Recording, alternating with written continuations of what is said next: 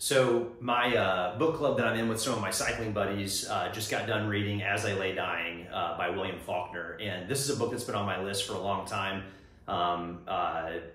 There's a whole bunch of stuff around this book that I have deeply loved. And I don't know why it took me so long to read it, but I finally did. And man, oh man, it was awesome. I loved the book, and have been thinking about it almost nonstop since finishing it. But I did this once before. We also read Things Fall Apart by Chinua Achebe, and one of the things that happened there is I made a lot of connections that I thought were maybe, some of them were kind of like, you know, a little bit more sensible and logical, and my guess was they were connections that other people had made. But I also had some other things, some other connections that I made that felt like maybe they might be a little more novel. And so I made another video where I talked through some of that, and I found myself thinking so much about As I Lay Dying, and also having a few kind of like, I basically had some like big categories of connections that I made that were kind of fun to just like, you know, kind of stew in a little bit and to kind of think through. So what I thought I might do is make another video here about this book where I would just take 4 of those big categories of connections and give you a little bit of a flavor for just some of the bullet points of some of the things that made some other works interestingly parallel to or tangential to my experience of As I Lay Dying. So I'm going to talk about 4 of those, and I hope you find them interesting, and it kind of, you know, broadens your own thoughts about As I Lay Dying. So the first category of connection that I want to talk about are the patriarchs in the book of Genesis. The patriarchs being Abraham, Isaac, Jacob, and then Joseph.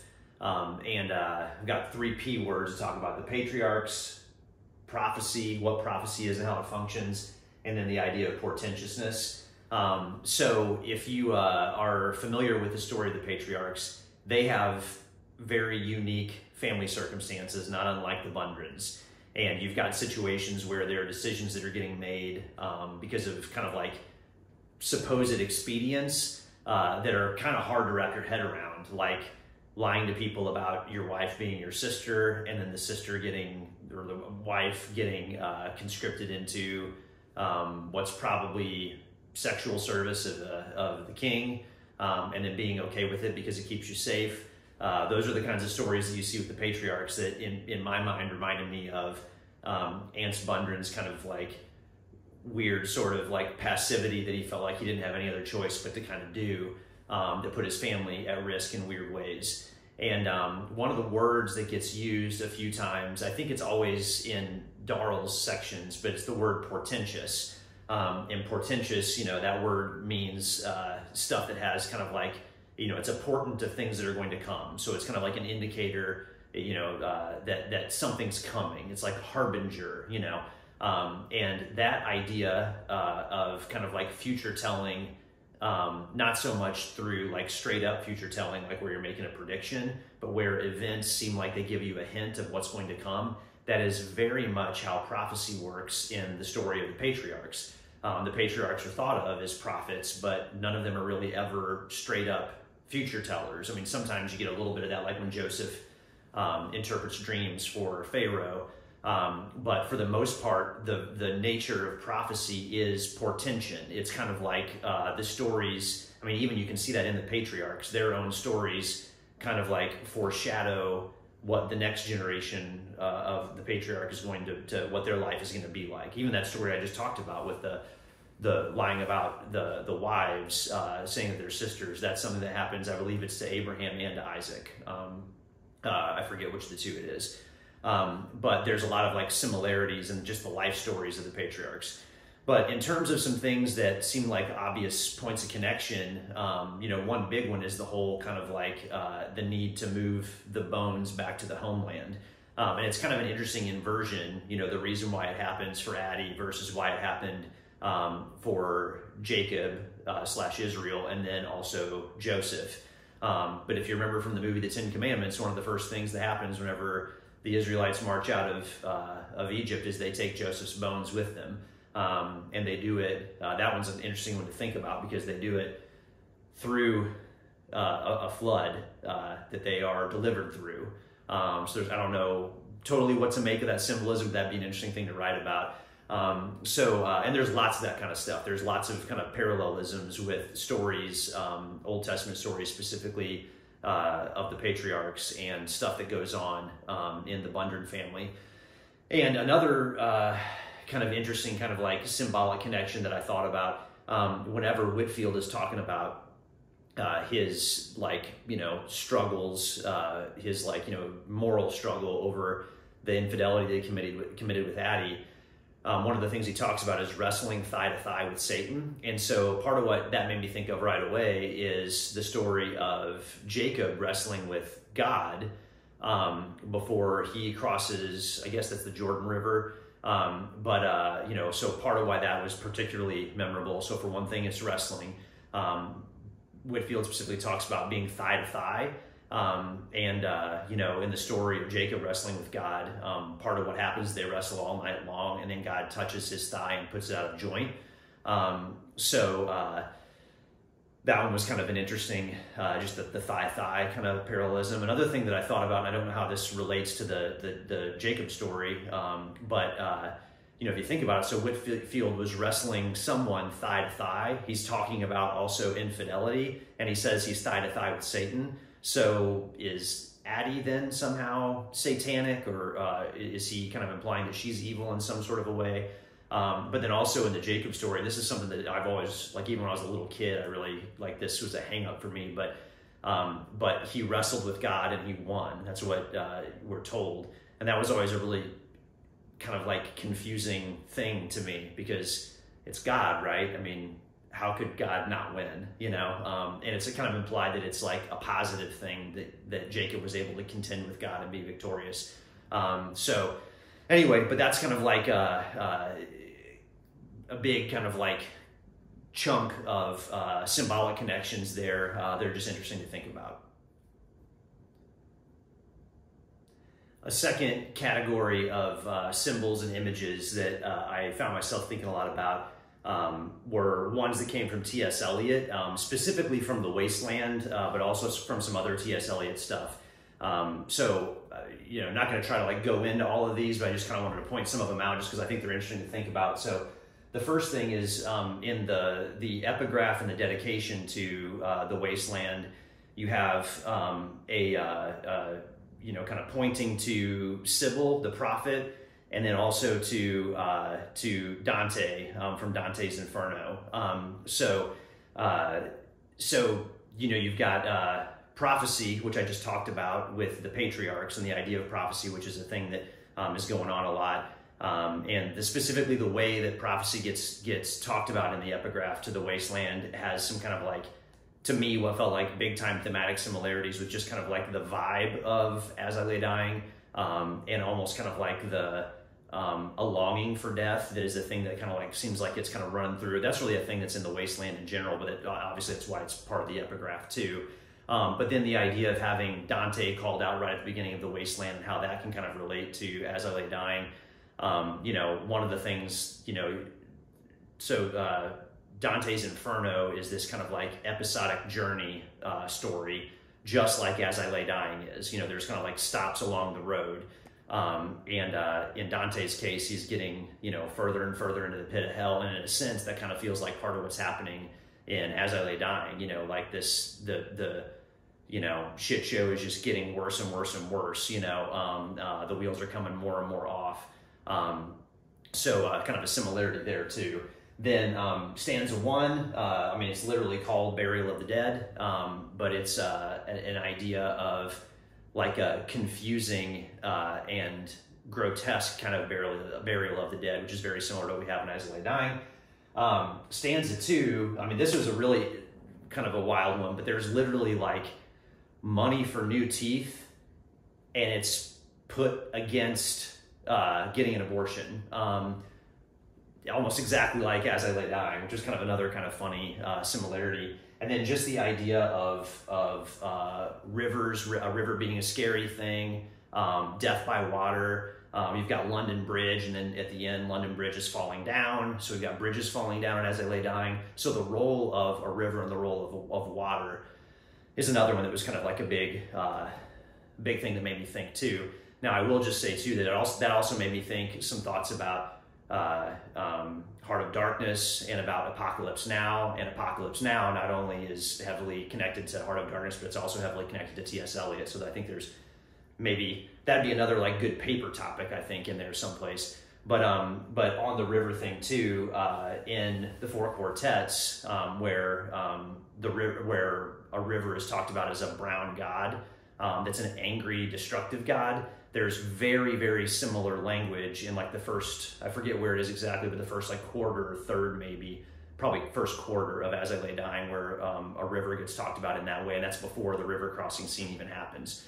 So that's another kind of big hatful of connections is T.S. Eliot in general, but specifically the Wasteland. Okay, so my first two big categories of symbolic connection, those weren't really like too surprising to me. Like if you would have told me before I read As I Lay Dying that I'd find connections to T.S. Eliot and to the Patriarchs of the Old Testament, I would have been like, yeah, that tracks. That seems like that makes sense. But this next one kind of like, this is one that took me by surprise a little bit. But another big thing that I found myself thinking a lot about was the movie / short story, The Swimmer. The Swimmer, the movie, I forget who the director is. It's bad, I don't remember that. But the short story was written by John Cheever, and that's set in the 60s. And I love that movie. One of my good buddies from college, who was also at my wedding, my buddy Scott, who's a big movie buff and a guy that knows a lot about movies, that The Swimmer, I think it's his favorite movie. And because of him, I've paid more attention to it than I would have otherwise, which has been great. I love that movie and I love the short story. But yeah, so I thought about that one a ton whenever I was reading As I Lay Dying. And some of it I think was just the timing of the last time I'd seen the movie. But just some of the stuff that made me make the connections. And so real quick too, if you're not familiar with it, The Swimmer is set in like the 1960s-ish, and it's in kind of like the suburban outskirts of what seems like maybe it could be New York City or Philadelphia or someplace like that, but like an eastern city, a well-to-do place, and it's set in the very well-to-do areas outside of the big city, with this guy Ned, who is a successful guy, ostensibly successful, apparently successful guy, who we meet right away, who has this idea to go on this kind of like what at the beginning seems like this whimsical, creative journey, kind of like metaphorical journey, and then the story changes as we get into it. So it's also a journey, just like the Bundren family is on, and it's a journey down, both metaphorically, but even in the movie, it's depicted that way, where literally like when he's talking about this little journey he's going to take, he's looking down at the path that he's going to take. So it's a journey story that gets kind of like, that unravels and goes crazy. One big point of connection that I thought about was the pride of Ants and Ned, where you get this kind of like stubborn unwillingness to admit truths about themselves that you feel like these guys have to know, and as you get to know them as the reader, it becomes just so apparent to you that they've got these challenges that it's undeniable, and you get to the point where you're like, yeah, these guys obviously know these things about themselves. They're putting on some sort of weird front, they're playing some sort of a game, but their pride is something that I thought a lot about, and also just the fakeness, which again goes with that. And one thing I would say about pride too, like Ned literally talks about himself as being legendary, and I feel like Ants has kind of like a similar idea about himself, that he's like above certain things. Like one thing is he's above sweating, in a weird way, he is like the boss of everyone around him, because both his family, but also just his neighbors, because he uses the fact that people are Christians against them as kind of like compulsion to get them to do his bidding, to do his will. So he's not a well-to-do guy, but he has, every neighbor is a servant, because he can use their Christian worldview against them. And then Ned similarly, kind of like abuses the polite society, conventions of polite society, to get people to like give him a drink, do for him. And you find out in the course of the story that he asks people for a whole lot of stuff, just like Ants does too. Both Ned and Ants make what ends up being a ridiculous pretense of trying to honor their wives. Ned, this journey he's on, he's swimming across swimming pools in people's backyards. That's what the journey is. And he talks about this like linkage of swimming pools that he's kind of like envisioned that cross his county.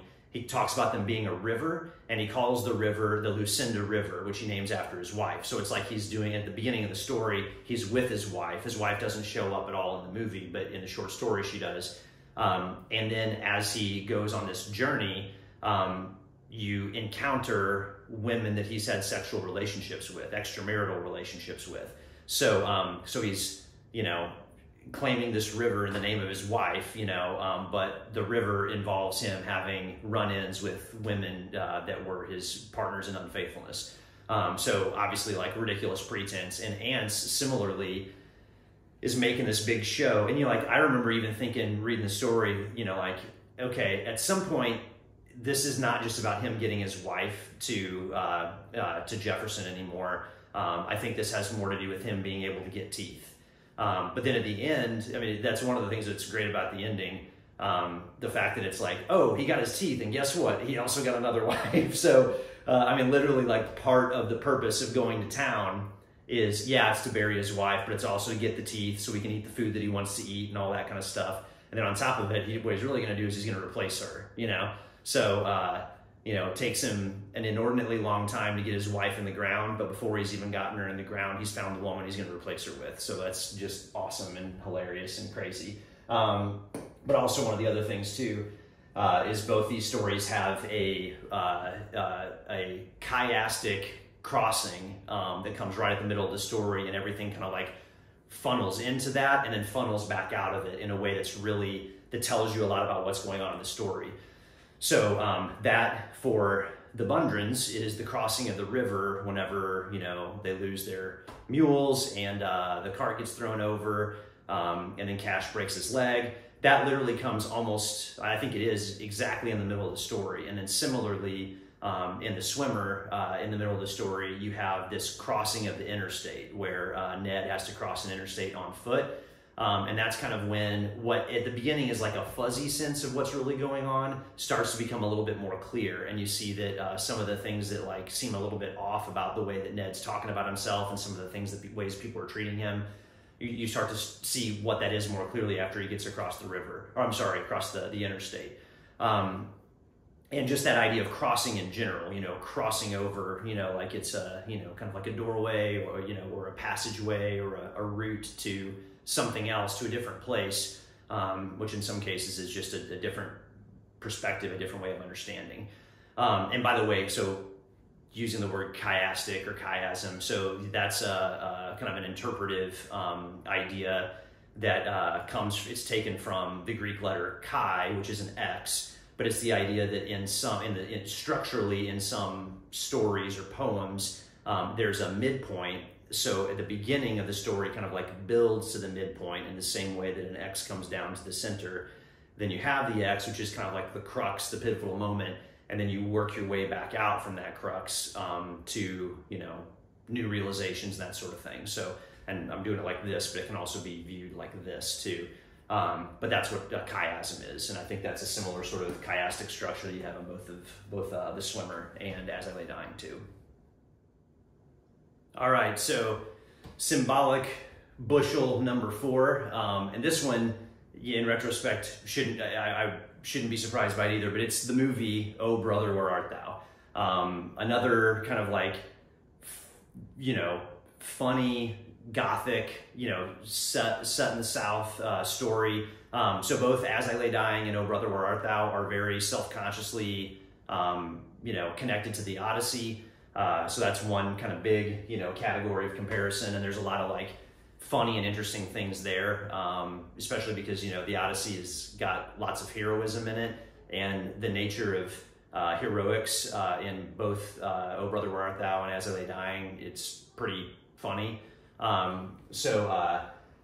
A second thing, and I'm realizing this too, I've talked a whole lot about ants, not about other characters, you know, but that being said, so both ants and Ulysses Everett McGill from Oh Brother, Where Art Thou, both of those guys, the phrase I came up for them were conniving providers. So they're, you know, they're the patriarchs of the family. They're the goddamn paterfamiliases, and they're, you know, part of the expectation of the paterfamilias is to be the provider and protector. And both of them both kind of like suck at that job, but somehow get it done in like a weird backwards way that you kind of get a sense is part of the poison of the family, you know. And it's played off for more laughs in Oh Brother, Where Art Thou, but it's and it is funny, but it's like, you know, just it's bleakly funny in As I Lay Dying. But again, similar sort of idea that you've got conniving provider. You've also got this idea of humor, and specifically humor that is kind of like that opens the door to ironic wisdom that it seems like it's maybe even lost on the actual characters in the stories. But there's wisdom that comes out of these like ridiculous and hilarious situations. But then also the idea of portentousness, which we talked about in the patriarch conversation at the beginning, but just this idea of foreboding, of prophecy is kind of like in like a foreshadowing sort of a sense, which runs really heavily through both of those stories. And it's interesting to think about that too, if you think of these as kind of like, maybe like they're mythological stories, and that's part of what myth does. You know, myth, you know, has that kind of a role too. So, Oh Brother, Where Art Thou?